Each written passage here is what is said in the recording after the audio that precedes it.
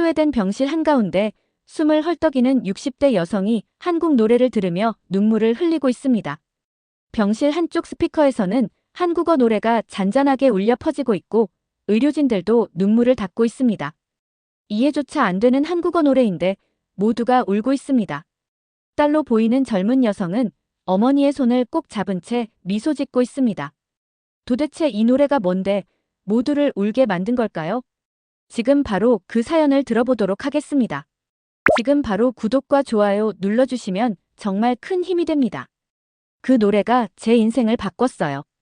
저는 잉그리드 요한슨입니다. 스웨덴 스톡홀름에서 태어나 평생을 이곳에서 살았습니다. 지금은 말기 폐암으로 병원 침대에 누워 있습니다. 의사들은 제게 남은 시간이 얼마 없다고 합니다만 이상하게도 두렵지 않아요. 왜냐하면 제 인생에서 가장 소중했던 사람을 다시 만났기 때문입니다. 27년 만에 말이죠. 제 이야기는 1997년으로 거슬러 올라갑니다. 저는 사람들과의 감정보다 프로젝트 성공과 서류 더미 속에서 안정을 느끼는 사람이었습니다. 그래서 30을 넘도록 사랑도 결혼도 저와는 거리가 먼 이야기였죠. 당시 저는 스톡홀름 시의 대규모 도시 재개발 프로젝트의 현장 책임자로 일하고 있었습니다. 32살의 나이의 여성으로서는 드물게 책임자 자리에 오른 것이 자랑스러웠지만 그만큼 매일이 도전의 연속이었어요. 그 시절 스웨덴은 부동산 거품 붕괴와 금융위기로 인해 심각한 경기 침체를 겪고 있었고 이를 극복하기 위해 외국 기업들과의 협력에 적극적이었습니다. 그 중에는 한국 기업들도 있었죠. 솔직히 말해서 그 당시 저는 한국에 대해 거의 아는 것이 없었습니다. 아시아 국가들을 구분하는 것조차 어려웠을 정도였어요. 저는 한국 문화에 대해 근거 없는 선입견을 가지고 있었습니다. 감정이 메마른 사회, 로봇 같은 사람들, 깊이 없는 대중문화. 이런 편견들이 제 마음속에 자리 잡고 있었어요. 특히 한국 음악에 대해서는 귀에 거슬리는 소음일 뿐이라고 단정지었습니다. 제가 이런 편견을 가지게 된 데는 이유가 있었습니다. 어린 시절 제 아버지는 군인 출신으로 엄격한 규율을 강요했습니다. 감정을 표현하는 것은 약함의 표시라고 여겼죠. 어머니는 아버지의 그늘에서 조용히 살았고 저 역시 그런 환경에서 감정을 억누르는 법을 배웠습니다. 저에게 인생이란 규칙과 질서, 그리고 계획대로 움직이는 것이었어요. 예측 불가능한 것들에 대한 공포가 있었습니다. 그런 제 인생에 강렬한 지진처럼 등장한 사람이 있었습니다. 재개발 프로젝트에 참여하게 된 한국 건설회사의 수석 엔지니어 강민준이었어요. 8월의 무더운 아침, 첫 회의가 있던 날이었습니다. 저는 완벽한 회의 준비를 위해 평소보다 일찍 회의실에 도착했어요. 문서들을 정리하고 있는데 누군가 들어오는 소리가 들렸습니다. 고개를 들어보니 처음 보는 아시아 남성이 서 있었습니다. 그는 깔끔한 정장 차림에 서류 가방을 들고 있었어요. 안녕하세요. 강민준입니다. 한국에서 왔습니다. 그의 스웨덴어는 어색했지만 충분히 이해할 수 있었습니다. 저는 형식적인 미소를 지으며 손을 내밀었어요. 잉그리드 요한슨입니다. 프로젝트 책임자예요. 우리는 간단히 악수를 나눴습니다. 그의 손길은 예상외로 따뜻했어요. 그 순간 강민준의 눈과 마주쳤는데 그의 눈에서 읽은 것은 제가 예상했던 냉정함이 아닌 따뜻한 호기심이었습니다. 순간 제 심장이 살짝 뛰었지만 곧 정신을 차리고 회의 준비로 돌아갔습니다. 회의가 시작되고 스웨덴 엔지니어 팀이 설계안을 발표했습니다. 모든 것이 순조롭게 진행되는 듯 했어요. 그런데 발표가 끝나자마자 강민준이 손을 들었습니다. 질문이 있습니다. 이 설계는 집안 조사 결과를 충분히 반영하지 않은 것 같습니다. 특히 여기 지하수 문제가 심각할 수 있습니다. 회의실은 순간 얼어붙었습니다. 스웨덴 엔지니어들이 몇 달간 준비한 설계를 단번에 문제 삼은 것이었으니까요. 저는 당황스러움을 감추지 못했지만 전문가로서의 품위를 유지하려 노력했습니다. 강민준 씨, 우리 팀은 충분한 조사를 바탕으로 설계했습니다. 혹시 놓친 부분이 있다면 구체적으로 지적해 주시겠어요? 강민준은 주저함 없이 설계도를 가리키며 문제점들을 짚어 나갔습니다. 그의 지적은 날카롭고 정확했습니다. 모두가 그의 말을 집중해서 듣고 있었어요. 저는 속으로 불편함을 느꼈습니다. 역시 한국 사람들은 너무 직설적이고 공격적이야. 인간미가 없어.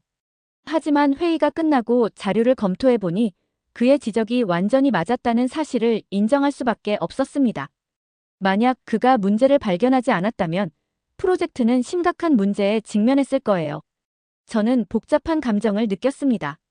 한편으로는 고마웠지만 다른 한편으로는 제 팀이 실수한 것이 창피했어요. 다음 날 아침, 사무실로 향하는 길에 갑자기 강한 비가 쏟아지기 시작했습니다. 우산을 준비하지 않았던 저는 건물 입구에 서서 난감한 표정으로 하늘을 올려다보고 있었어요. 그때 누군가 제 옆으로 다가왔습니다. 우산 쓰시겠어요? 강민준이었습니다. 그는 커다란 검은 우산을 들고 서 있었어요.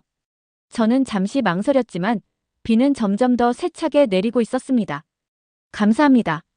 우리는 같은 우산 아래 사무실까지 걸었습니다. 어색한 침묵이 이어졌어요. 그때 강민준이 말했습니다. 어제 제가 너무 직설적이었나요? 우리나라에서는 업무에 관해선 솔직하게 이야기하는 게 예의라고 생각해서. 저는 놀랐습니다. 그가 제 불편함을 눈치챘다는 사실이 의외였어요. 그리고 그가 배려심을 가지고 있다는 것도 예상치 못했습니다. 아니에요. 정확한 지적이었습니다. 오히려 감사해요. 프로젝트의 큰 문제를 미리 발견했으니까요. 그의 얼굴에 미소가 번졌습니다. 그리고 예상치 못한 제안을 했어요. 혹시 점심 같이 드실래요? 제가 알게 된 좋은 식당이 있어요. 순간 거절하려고 했지만 어제의 그의 도움을 생각하니 거절하기가 힘들었습니다. 게다가 솔직히 말해서 그에 대해 더 알고 싶다는 호기심도 있었어요. 좋아요. 감사합니다. 그날 점심, 우리는 스톡홀름 구시가지의 작은 레스토랑에서 식사를 했습니다. 강민주는 생각보다 이야기를 잘했어요. 한국에서의 그의 삶, 엔지니어가 되기까지의 여정, 그리고 스웨덴에서의 경험에 대해 들려주었습니다. 그의 이야기는 솔직하고 때로는 유머러스했습니다. 제가 가지고 있던 기계 같은 한국인이라는 이미지와는 너무 달랐어요. 한국에 계신 가족이 보고 싶지 않으세요? 제가 물었습니다. 물론이죠. 특히 부모님이요. 하지만 영상통화로 자주 연락하고 있어요. 그리고 이렇게 새로운 문화를 경험하는 것도 소중한 기회라고 생각합니다. 그의 말에서 긍정적인 에너지가 느껴졌습니다. 강민주는 낯선 환경에서도 적응하고 배우려는 열린 마음을 가지고 있었어요. 그 모습이 부럽게 느껴졌습니다. 저는 평생을 스톡홀름에서만 살며 익숙함과 안정 속에 갇혀 있었으니까요. 점심 이후 우리는 종종 함께 시간을 보내게 되었습니다. 처음에는 업무 관련 대화가 대부분이었지만 점차 개인적인 이야기로 확장되었어요. 강민주는 놀라울 정도로 좋은 청취자였습니다. 제가 어린 시절 이야기를 할 때면 그는 진심으로 관심을 가지고 들어주었어요. 그런 경험은 처음이었습니다. 평소 제 이야기에 귀 기울여주는 사람이 거의 없었거든요. 어느 날 퇴근 후 강민준이 조심스럽게 제안했습니다.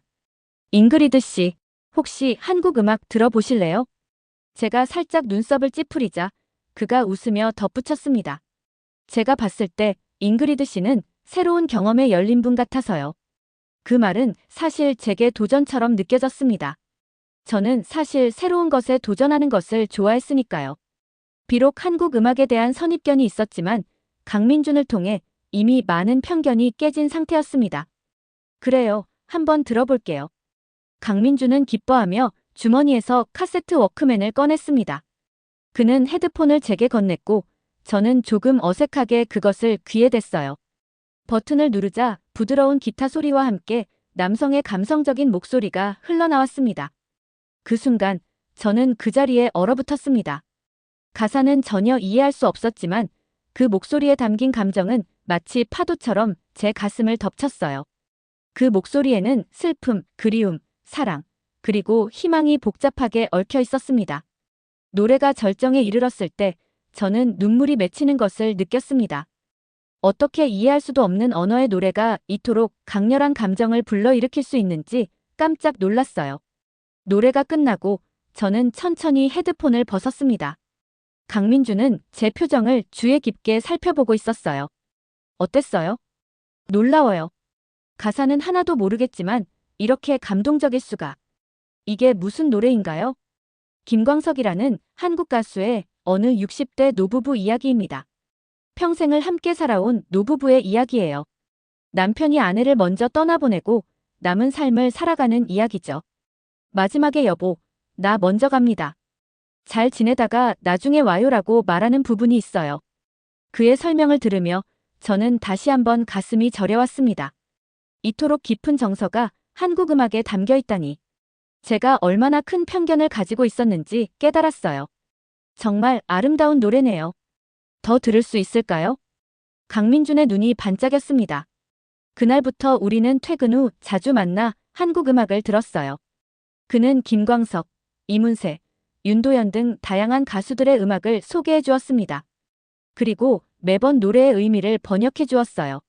그 과정에서 저는 한국 문화에 대한 깊은 이해와 존중을 갖게 되었습니다. 우리의 관계는 자연스럽게 더 깊어졌습니다. 강민준은 단순한 동료를 넘어 제가 의지할 수 있는 친구가 되었어요. 그와 함께 있으면 평소의 긴장감이 사라지고 진정한 제 자신이 되는 느낌이었습니다.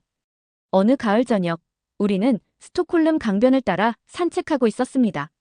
단풍이 물든 나무들 사이로 붉은 노을이 비추고 있었어요.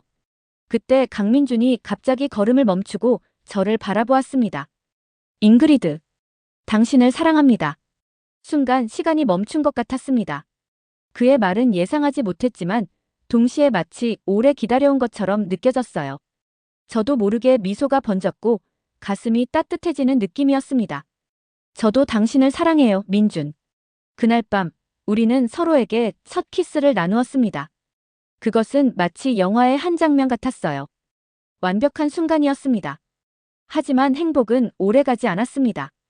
우리의 관계가 깊어질수록 주변의 시선은 차가워졌어요. 특히 제 어머니는 한국인과의 관계를 강하게 반대했습니다.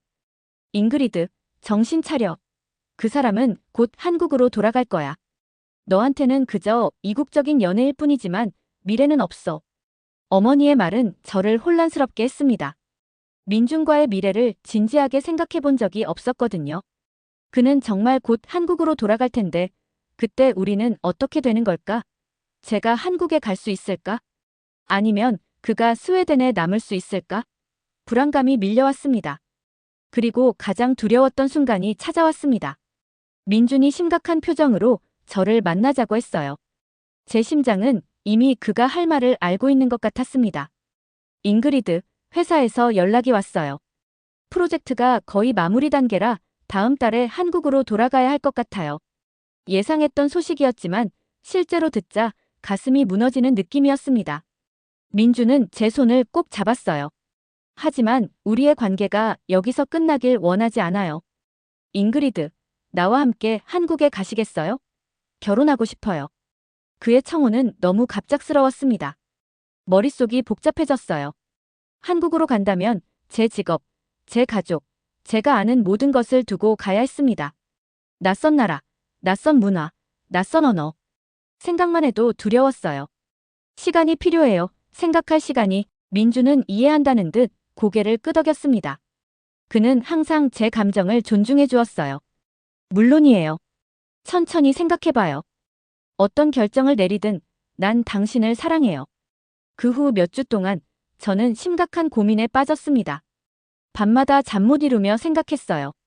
어머니는 계속해서 한국행을 만류했고 친구들도 대부분 부정적이었습니다. 너무 성급하다, 모험이 지나치다, 후회할 거다. 이런 조언들이 제 귀에 맴돌았어요. 결정의 순간이 다가왔습니다. 민준이 떠나기 전날 밤, 우리는 마지막으로 만났습니다. 그의 눈에는 희망과 불안이 동시에 담겨 있었어요. 저는 제 결정을 내렸습니다. 민준, 정말 미안해요. 지금은 갈 수 없어요. 내 인생이 여기 있어요. 내 커리어, 내 가족. 말을 끝맺지 못했습니다. 눈물이 흘러내렸어요. 민준의 눈에도 눈물이 맺혔지만 그는 강하게 미소를 지었습니다. 이해해요, 잉그리드. 당신의 선택을 존중합니다. 억지로 데려갈 순 없으니까요. 그는 주머니에서 작은 상자를 꺼냈습니다. 그 안에는 그의 워크맨과 김광석의 테이프가 들어있었어요. 이걸 당신에게 주고 싶어요. 우리의 추억을. 그리고 이 노래를 기억해 주세요. 떨리는 손으로 워크맨을 받았습니다. 그것은 민준에게 매우 소중한 물건이었어요.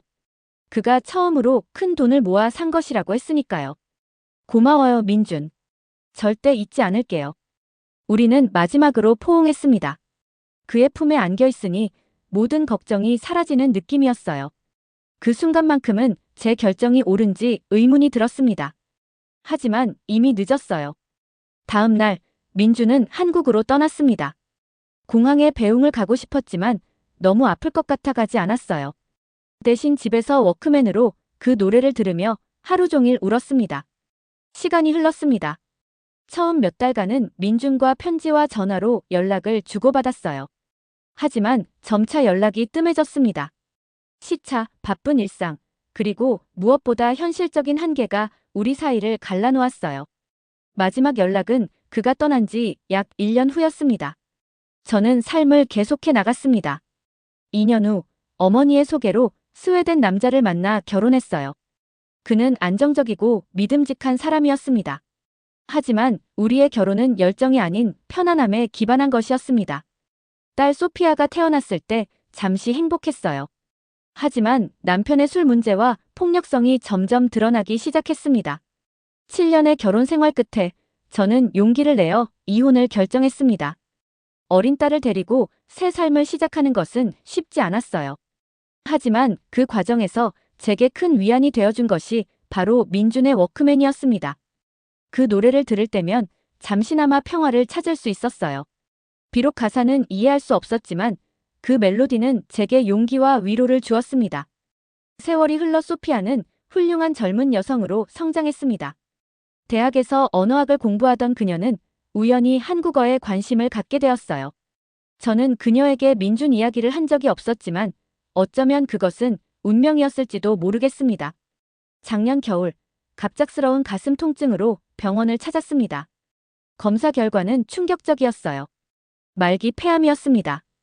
의사는 앞으로 6개월 정도의 시간이 남았다고 했습니다. 그 소식을 들었을 때 이상하게도 제 머릿속에 가장 먼저 떠오른 것은 민준과 그 노래였어요. 병원 생활이 계속되면서 저는 점점 더 과거를 돌아보게 되었습니다. 특히 밤이면 홀로 천장을 바라보며 인생의 많은 선택들을 곱씹어 보았어요. 그 중에서도 민준을 보내준 결정이 가장 큰 후회로 남아 있었습니다. 내가 조금만 더 용기를 냈더라면 지금쯤 어떤 삶을 살고 있을까? 어느 날 소피아가 병실로 찾아왔을 때 저는 용기를 내어 소피아에게 모든 것을 털어놓기로 했습니다. 워크맨을 꺼내며 27년 전 한국인 엔지니어와의 이야기, 그리고 그가 남긴 노래에 대해 말했어요. 엄마, 이런 이야기가 있었어요? 소피아는 놀란 표정이었습니다. 그래서 내가 한국어에 끌렸던 걸까? 이상하게 친근하게 느껴졌거든. 소피아는 조심스럽게 낡은 워크맨을 들여다보았습니다. 테이프는 이미 너무 많이 들어서 소리가 흐릿해져 있었어요. 듣고 싶어요. 엄마가 그토록 사랑한 노래. 저는 워크맨을 켰지만 소리가 너무 작고 왜곡되어 있었습니다. 소피아는 잠시 생각하더니 휴대폰을 꺼냈어요. 찾아볼게요. 지금은 인터넷으로 모든 음악을 찾을 수 있으니까. 몇 분 후 소피아의 휴대폰에서 맑고 선명한 김광석의 목소리가 흘러나왔습니다. 27년 전 처음 들었을 때와 같은 감동이 밀려왔어요. 눈물이 흘러내렸습니다. 정말 아름다운 노래네요. 엄마, 소피아가 속삭였습니다. 가사가 정확히 뭔지 알고 싶어요. 소피아는 그날 이후 열심히 노래의 가사를 번역하기 시작했습니다. 한국어를 공부하던 그녀에게는 쉬운 일이 아니었지만 저를 위해 노력했어요. 며칠 후 소피아는 완전한 번역본을 들고 왔습니다. 가사를 읽으며 저는 왜 이 노래가 그토록 저를 사로잡았는지 완전히 이해하게 되었어요. 평생을 함께한 노부부의 이야기, 함께 늙어감의 아름다움, 그리고 죽음 앞에서도 변치 않는 사랑. 그것은 제가 항상 동경했지만 결코 경험하지 못한 사랑이었습니다. 엄마, 한 가지 물어봐도 될까요? 소피아가 조심스럽게 물었습니다. 그분, 강민준 씨를 찾아보는 건 어떨까요? 심장이 멈추는 듯 했습니다. 27년이 지났는데 그가 아직 저를 기억할까요? 그는 결혼해서 행복한 가정을 이루고 있을 텐데 갑자기 나타나 그의 평화를 깨고 싶지 않았어요. 게다가 저는 이제 말기 암 환자. 무슨 의미가 있을까요? 안 돼, 소피야. 너무 많은 시간이 흘렀어. 그리고 난 이제, 엄마, 소피아가 제 말을 잘랐습니다. 인생에서 후회하는 것보다 더 슬픈 일은 없어요. 엄마는 이미 한 번 기회를 놓쳤어요. 이번에는 달라질 수 있어요. 딸의 단호한 눈빛에 저는 말문이 막혔습니다. 소피아의 말이 맞았어요. 이미 제 시간은 얼마 남지 않았는데 무엇이 두려울까요? 좋아, 소피아. 하지만 기대는 하지 말자. 소피아는 즉시 행동에 나섰습니다. 한국어 사이트에 글을 올리고 SNS를 통해 강민준을 찾기 시작했어요. 몇 주가 지나도 소식이 없었습니다. 저는 점점 희망을 잃어갔어요. 병세도 악화되어 이제는 거의 하루 종일 산소호흡기에 의존해야 했습니다. 그러던 어느 날 아침, 병실 문이 열리고 소피아가 흥분한 표정으로 뛰어들어왔습니다. 엄마, 찾았어요. 강민준 씨를 찾았어요. 소피아의 휴대폰에는 이메일 한 통이 열려 있었습니다. 한국에서 온 메일이었고 발신자는 강민준이었어요. 심장이 미친 듯이 뛰기 시작했습니다. 그분이 지금 유럽 여행 중이시래요. 그리고 다음 주에 스톡홀름에 오신대요. 믿을 수 없었습니다. 이것은 기적이었어요. 27년 만에 그를 다시 만난다니. 그것도 제 생의 마지막 순간에. 일주일은 마치 영원처럼 느껴졌습니다. 밤마다 잠 못 이루며 그를 만날 순간을 상상했어요. 그는 어떻게 변해 있을까? 나를 보고 실망하진 않을까? 아직도 그 노래를 기억할까? 마침내 그날이 왔습니다. 오후 3시, 병실 문을 두드리는 소리가 들렸습니다.